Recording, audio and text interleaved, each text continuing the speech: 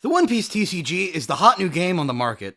The goal of the game is to run around to events collecting as many promotional cards as possible to resell for big money.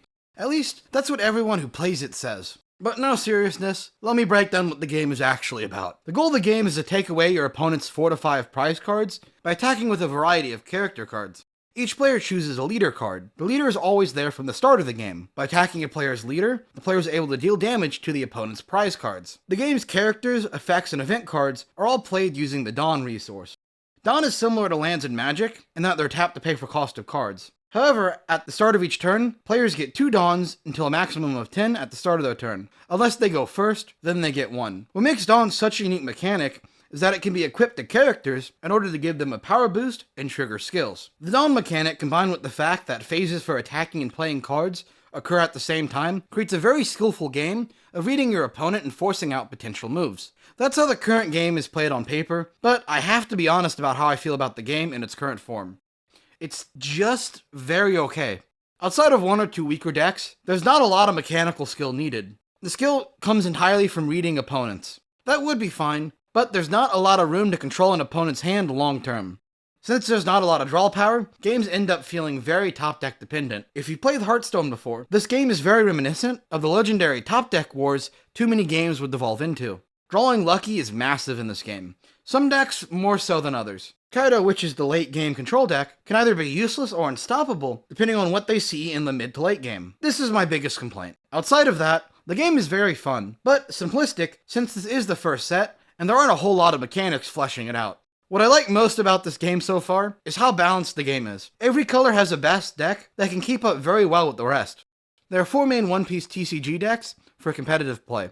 Red Green Law, a more aggressive focused rush deck that plays tons of units and goes face. The biggest downside to this deck is the price. Eat Ass Caption Kid is a weird tempo deck with massive defensive blockers that threaten an insane amount of value and a complete shutdown of an opponent's options. Purple Kaido is the late game explosive play deck. Well, more so that they bring the late game to you. They have special options for playing more Dawn every turn and can put Dawn back into the deck for access to board wipes and removal abilities. Lastly, Blue Dawn Flamenco. I misspelled his name in the script, so I'm just gonna say the one that's blue and looks like a pimp. You just kind of get stuff for free and get to set up plays turns in advance and just kind of hope it works out. You can make solid arguments for any of the first 3 decks to be the best deck in the game. That's some solid balance. Personally, I love playing blue the best, as it lets me do the most with skill, thanks to its ability to consistently stack the top 5 cards of the deck. However, I also play Eustace because it's just that much stronger, and for some events, you need a competitive edge. In my experience, there are 2 types of people I see playing this game. First is people jumping ship from other failed or struggling B-tier card games, your Dragon Ball Supers, Cardfight Vanguards, and a lot of Magic players. The second type of players are the money resellers. Unfortunately, because Bandai is so unprepared for releasing products, even though they had prior experience in the market and had multiple years to sort it out, most stores have already sold out of booster boxes and starter decks. This means that the game is more expensive and currently trapped inside a pricing bubble. Sets 2 and 3 are already sold out, and set 1 is at double price. Unfortunately, this means that new players aren't going to be as welcome here, as prices are pointlessly inflated for this card game. Honestly, it seems to be an intentional tactic by Bandai to create a false demand. Now, sometime around the release of Set 2, I heard news that they will be reprinting Set 1, but that's not going to be for quite a while.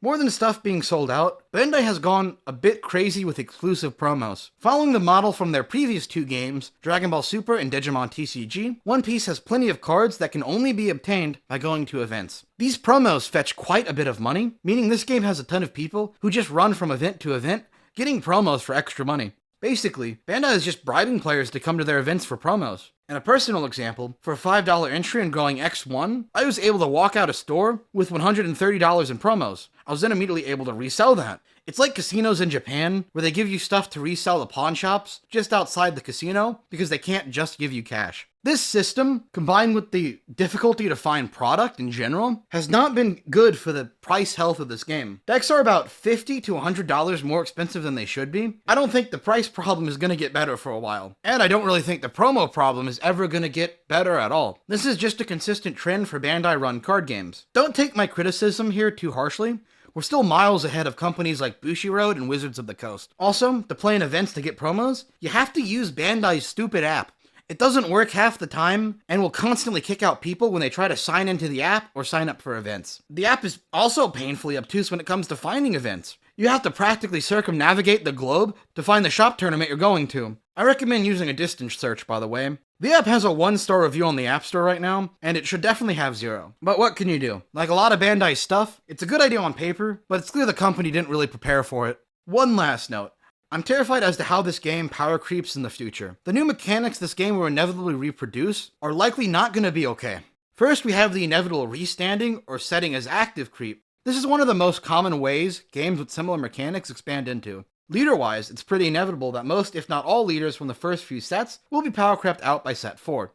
Quite a few of the leaders are already being cut looking at sets 2 and 3. This isn't guaranteed a bad thing, but like all of these potential mechanics, it can be handled badly, as has happened with both Power Creep and Dragon Ball Super, and with the Digimon TCG at times. We're also likely to see some sort of equipment cards for characters. For this type of game, it's just what you do. They're definitely not going to release major new mechanics into the game until after they finish releasing all colors. So it's going to be a bit before power creep gets faster. So, set 4 and onwards. Overall, where does this leave the game?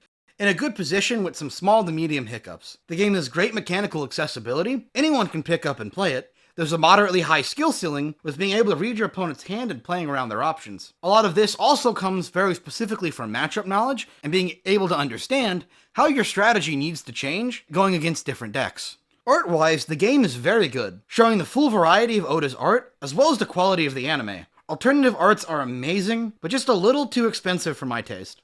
Price-wise, the game isn't great, but isn't completely out of control yet. The biggest issue is that mechanically unique promos will inevitably lock a deck behind a gigantic price wall. I would recommend this game to everyone. There's a place where Vanguard was for me as a casual card game, and I haven't looked back since. Thanks for watching. If you've enjoyed this video, make sure to leave a like and subscribe so you can see new videos in future.